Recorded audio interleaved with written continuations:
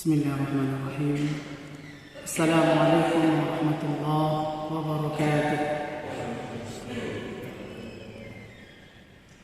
Bismillah walhamdulillah. Salatan wa salaman ala rasulillah wa ba'd.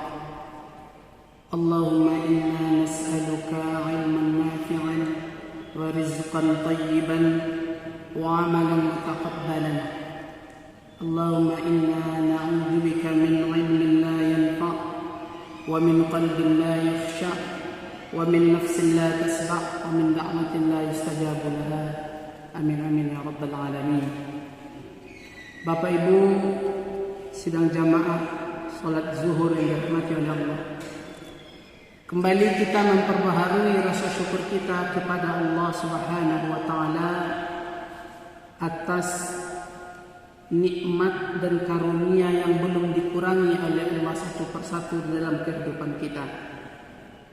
Kita lihat kenikmatan secara jasadiah, fisik kita belum diambil oleh Allah satu persatu. Organ tubuh yang masih berfungsi sebagaimana mestinya, mata yang masih jernih melihat, kaki yang masih kuat melangkah, lisan yang masih bisa berucap, telinga yang masih nyaring mendengar. Alhamdulillah, semua itu masih diberikan oleh Allah Subhanahu wa taala. Ada yang lebih besar daripada itu, nikmat iman. Yang dengan iman itu Allah kuatkan langkah kita, Allah istiqomahkan kita. Walaupun tadi mungkin ada bisikan-bisikan syaitan yang ingin mengatakan, bentarlah kita ke masjid. Tunggu dulu, pembicaraan masih belum selesai. Sebentar lagi pekerjaan masih sedang tanggung. Tapi itu semua bisa kita lewati. Alhamdulillah, bersyukur kita kepada Allah bahwa itu semua bukanlah karena kekuatan iman, bukan. Bukanlah karena kehebatan kita melawan nafsu, bukan. Bukan pula karena jagonya kita, karena memiliki ilmu yang banyak, bukan. Semua itu semata-mata karena hidayah dari Allah. Semua itu semata-mata karena anugerah taufik dari Allah. Kalau bukan karena itu, Bapak Ibu yang berbahagia, niscaya hari ini kita belum akan bisa berkumpul di rumah Allah ini, melaksanakan ketaatan kepadanya, menyembah Allah, membuktikan bahwa kita pantas menjadi hamba yang pandai bersyukur. Salawat beriring salam kepada Nabi Muhammad sallallahu alaihi wasallam. Allahumma salli ala Muhammad wa ala ali Muhammad. Kekasih yang dicintai oleh Allah, yang semestinya menjadi kekasih pula di dalam kehidupan kita.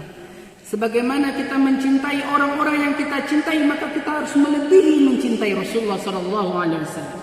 Kalau sudah lebih cinta kita, maka inilah kesempurnaan iman. Yang ketika itu pernah sahabat Nabi Umar bin Khattab radhiyallahu anhu berkata, ya Rasulullah, sesungguhnya aku mencintaimu setelah aku mencintai diriku sendiri. Apa jawaban Rasulullah? Lah, kamu mesti mencintaiku melebihi cintamu pada dirimu, melebihi cintamu daripada anakmu, melebihi cintamu daripada keluargamu, melebihi cintamu daripada hartamu. Maka cinta inilah yang dibuktikan oleh Khalifah Abu Bakar As-Siddiq radhiyallahu anhu. Dia memberikan semua hartanya. Kemudian ketika Rasulullah SAW bertanya, wahai Abu Bakar, lalu apa yang kamu tinggalkan untuk anak dan istrimu, untuk keluargamu? Apa jawaban keimanan dari Abu Bakar As-Siddiq radhiyallahu anhu? Aku telah meninggalkan Allah dan Rasulnya. Hadirin berbahagia, kalaulah cinta kita kepada Rasulullah, kepada Allah dan Rasulullah di atas segalanya, maka tidak ada masalah yang berat dalam hidup ini. Tidak ada rintangan yang tidak bisa kita selesaikan, dan tidak ada problematika kehidupan yang tidak bisa kita lewati. Semuanya bisa. Hadirin yang berbahagia, pertemuan yang lalu kita sudah bahas tentang upaya-upaya yang dilakukan oleh musuh-musuh Islam dalam rangka memerangi umat Islam, dalam rangka ghazul fikri. Sehingga ketika mereka sudah melancarkan tahapan pertama, Ketika mereka sudah mengetahui, mempelajari, melakukan orientalis, belajar ke Timur Tengah, paham tentang agama Islam seluruhnya, sendi-sendinya, dan tahu betul dengan kelemahan umat Islam bahwa umat Islam nanti akan lemah ketika mereka dihadapkan dengan dunia, hubbud dunia, maka mereka datangkan dunia. Mereka cari di mana rumpun-rumpun umat Islam yang lemah, masih lemah keimanannya, belum kuat, yang bisa mereka goyang dengan harta-harta yang mereka datangkan. Setelah mereka dapatkan itu, barulah mereka masuk ke 4 tahapan untuk merobohkan kekuatan umat Islam. Yang pertama itu adalah yang mereka lakukan, mereka melakukan pengkaburan agama Islam. Mereka kaburkan dari dalam. Mereka sudah mengirimkan tokoh-tokoh mereka untuk belajar Islam ke Timur Tengah. Mereka kaji hadis, mereka kaji Al-Quran. Bahkan mereka sudah membuat buku, karya tulis yang besar tentang itu. Tapi untuk apa? Untuk mencari tahu kelemahan Islam itu di mana. Setelah mereka tahu, mereka bisa melihat ini ada gap nih. Mereka tahu, oh ini ada perselisihan yang sedikit di sini, yang bisa saja kalau seandainya perselisihan ini kita gesek, maka umat Islam akan terpecah. Umat Islam akan terperdaya, sehingga diberikanlah pengkaburan. Dan yang disayangkan hadirin yang berbahagia, Bapak Ibu yang dirahmati Allah, pengkaburan Islam ini yang mereka sasar, yang mereka targetkan adalah tokoh-tokoh Muslim kita yang sedang belajar di dunia barat. Tokoh-tokoh Muslim, dia melanjutkan studinya S1, S2, S3-nya bukan di daerah Timur Tengah, di Eropa misalkan, di Amerika misalkan. Kita tidak mengeneralisir, bukan, kita tidak mengeneralisir, tidak semuanya seperti itu. Tapi beberapa hari ini, belakangan ini kita lihat dengan nyata, orang-orang yang menuntaskan S2, S3-nya, dia mengambil keilmuan keislaman, tapi ketika dia mengambil di Amerika, dia mengambil di Eropa, dia pulang dengan apa? Dengan memberikan kerancuan-kerancuan atas dasar umat Islam itu sendiri. Mereka belajar dari mana? Mereka belajar dari pemikir-pemikir, teolog-teolog orientalis. Maka ada yang berbahagia, sangat mencengangkan bagi kita, mencengangkan. Muslim Indonesia yang ketokohannya sudah tidak diragukan, hampir semua orang mendengar namanya, saking tokohnya dia. Tapi sangat-sangat enteng, sangat-sangat gampang dia mengatakan bahwa Al-Quran itu keontetikannya, keasliannya sudah tidak terjamin lagi. Kenapa? Karena Al-Quran diturunkan 14 abad yang lalu, yang penulisannya itu tidak dilakukan di zaman Nabi, pasca Nabi meninggal dunia. Kemudian ada perubahan-perubahan yang dia maksud perubahan ini adalah harokat barisnya, dan tidak menutup kemungkinan dia dalam Al-Quran itu ada penambahan-penambahan dan pengurangan-pengurangan. Allah, bayangkan seorang Muslim yang dia belajar tentang agama, tapi mungkin dia tidak tepat belajar agamanya kepada siapa. Berani-beraninya yang ijma' ulama mengatakan Al-Quran yang kita pegang hari ini, mushaf yang berada di tangan kita hari ini, terjaga keasliannya karena Allah lah menjaganya. Janji Allah, Allah menjaganya di dada-dada para hafiz, para penghafal Al-Quran. Bukan 1-2 orang, bukan 1-2 orang, tapi jutaan orang yang menjaga Al-Quran dari dada mereka. Kalaulah Al-Quran ini ada yang salah, ada yang tidak betul dari cetakannya, maka semua para hafiz akan bisa mengkritisinya. Kenapa? Al-Quran itu dibaca, dihafal bukan hanya dengan melihat Al-Quran, tapi ditalakikan, didengarkan dari mulut guru ke guru.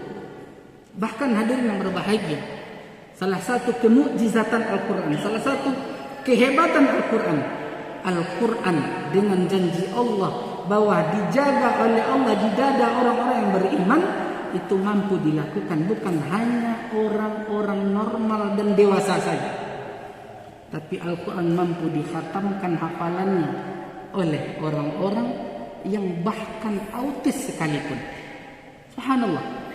Makanya kalau Bapak Ibu sidang jamaah zuhur yang berbahagia, mendengar, melihat mungkin di YouTube atau di media sosial, itu sering di-share ke kita. Bagaimana video seorang autis yang bisa mengkhatamkan Al-Quran. Padahal ketika ditanyakan kepadanya pertanyaan yang lain, dia tidak mampu menjawabnya. Tapi ketika dia disuruh menyambung Al-Quran, dia sangat lancar menyambungnya.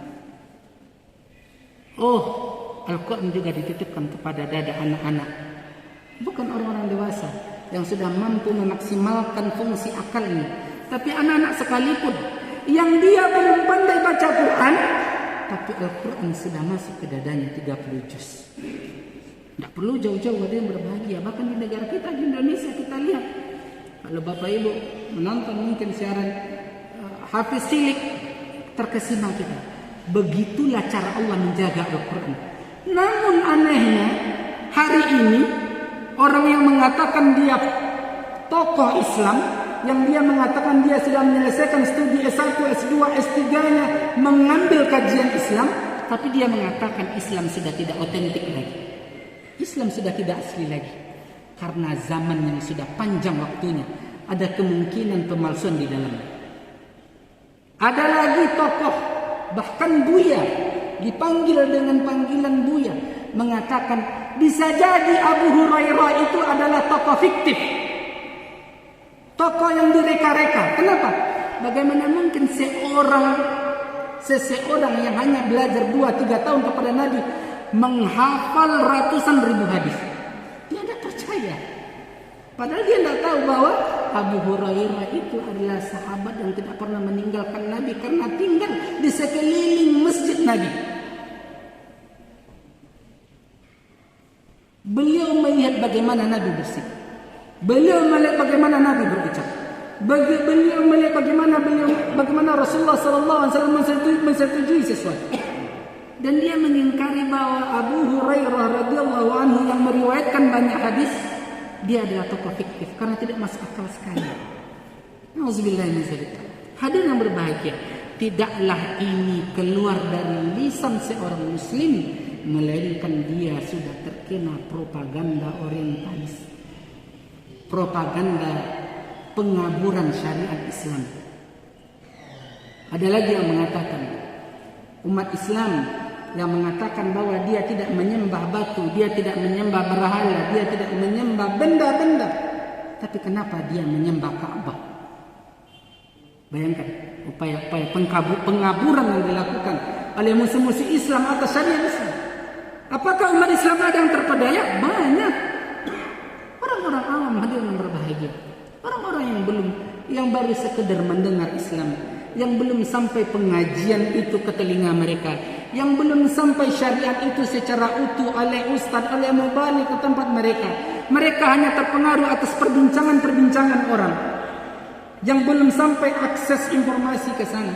Mereka akan mudah terpengaruh. Oh iya ya, apa bedanya kita dengan mereka?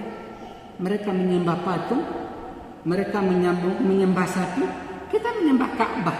Sama-sama terbuat dari benda, sama-sama terbangun dari semen. Apa bedanya kita?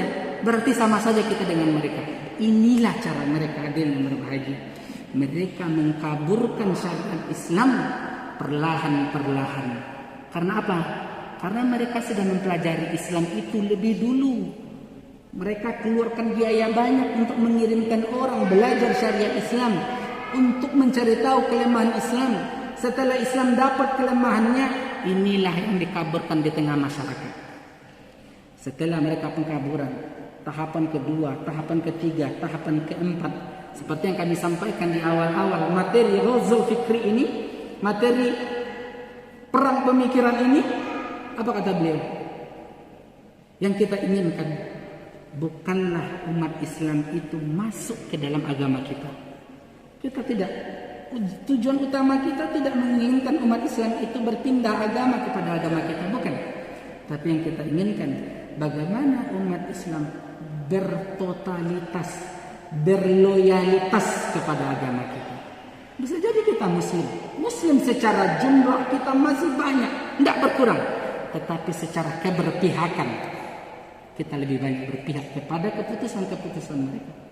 Kita lebih berpihak kepada kebijakan-kebijakan yang kebijakan itu menghancurkan syariat Islam. Makanya Bapak Ibu yang berbahagia, jangan pernah merasa lengah, jangan pernah merasa aman.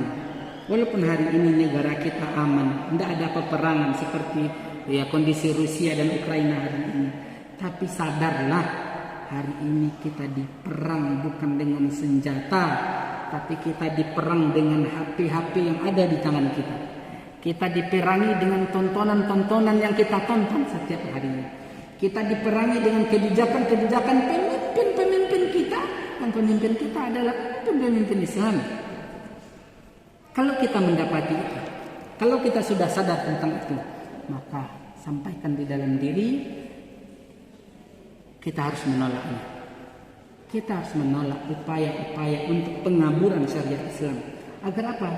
Agar ketika kita nanti sudah tiada, anak cucu kita, kemenakan keturunan kita, tidak merasakan yang lebih parah daripada yang kita rasakan hari ini. Allah alam sahab. Pertemuan berikutnya kita akan kaji tahapan kedua, tahapan ketiga, tahapan keempat, sampai nanti selesai materi Ghazwa Fikri. Kepada Allah kami mohon ampun. Kemudian kepada Bapak Ibu yang memberikan masker, terima kasih banyak, jazakallah khairan katsiran.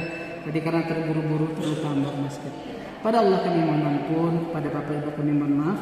Assalamualaikum warahmatullahi wabarakatuh.